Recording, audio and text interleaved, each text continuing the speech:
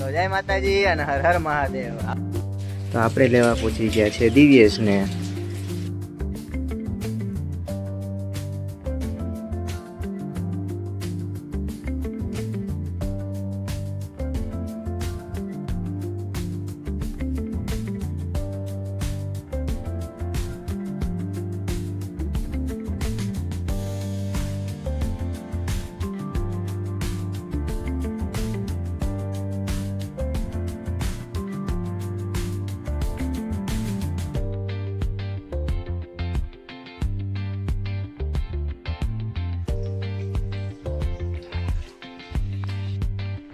તો આ મંદિરની અંદર વર્ષો જૂનું એક અખંડ દિવાય કરવામાં આવે છે, જે વર્ષોથી છે.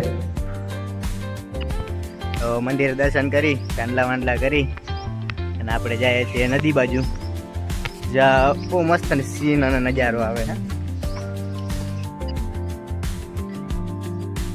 રીકુડા નદી આવ્યા તો છીએ, મગર વગર નહીં હોય ને આવી ઓલા એક સીન આવ્યો ખબર હે કે દોસ્તાને મગર ઉપાડી જતી ઓલો માથેથી માર એવું થાય તો તને મગર ઉપાડી હું ઉપાવી જાઉં હું ઊભું ને આપણે ઉપાવી જાય ઉભો તો રે નહીં ધક્કો માર દે તને. તો આ છે નદીનો નજારો મસ્ત નો.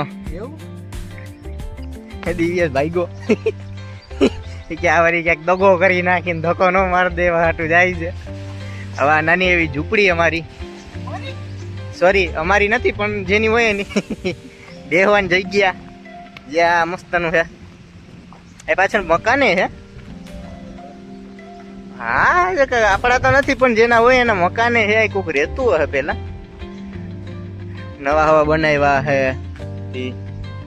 પ્રાણીઓ ઘણા મત જોવા મળે. સંદન કોઈ હતી પૂરામાં, સંદન કોઈ હતી જોઈ ઓલો દરવાજો હે ને એની અંદર ગઈ રહી સંદન ગો. તો આજે 15 ઓગસ્ટ હતી એટલે તો કે આમ ફ્રી હતા તમે હાલો ક્યાંક બહાર જાય, ક્યાંક રખડી આવીએ દોસ્તાર ભેગા તો થોડોક માઇન્ડ ફ્રેશ થઈ જાય. આ પાછળ જે દેખાય એ બધા ઓલા વૃક્ષો છે, બધા જે સદભાવના વાળાના વૃક્ષ છે એ બધા આવ્યા છે. અને જે આ સમાધિ જેવું દેખાય છે અને હજી પાછળની સાઈડે બે સમાધિ છે એ ત્યાં મોટો મંડપ થયો હતો. આ 2 જોડિયા મંડપ થયા હતા એની છે. રામાપીર બાપાનું મંદિર છે. હરીખમ ઉભો આ જૂનો પીપળો 1000 વર્ષો પછીનો હે. આ છે મહાદેવનું મંદિર, તે અંતરિયાળ હે હાવ. સામે રોડ જાય સીધો પોરબંદર જુનાગઢ વાળો, કે આપણે એટલામાં જ રખડવાનું છે. તો આપણે જાય સદભાવનાના ઝાડવામાં. મેં એવું સાંભળ્યું કે આમાં તમારે પૈસા લખાવવા પડે, પૈસા દો તો એ તમારા નામનું ઝાડવું આવે. તો આપણે જોઈએ તો બોર્ડ મારેલ છે કે નહીં પૈસા. આ ખાલી સદભાવના વૃદ્ધાશ્રમનું જ લખેલ છે, આગળ પાછળ કઈ બોર્ડ નથી માર્યા. આપણા ડોગેશભાઈ છે જો કાંઈ રખડીએ, વરસાદ જેવું વાતાવરણ એટલે મજા આવે છે.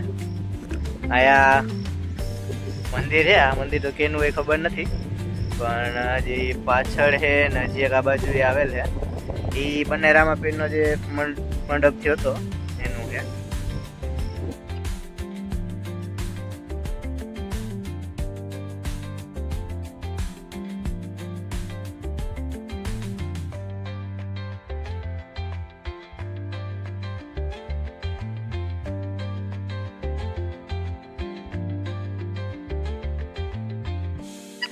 પાછા ગીરે આવી ગયા છે.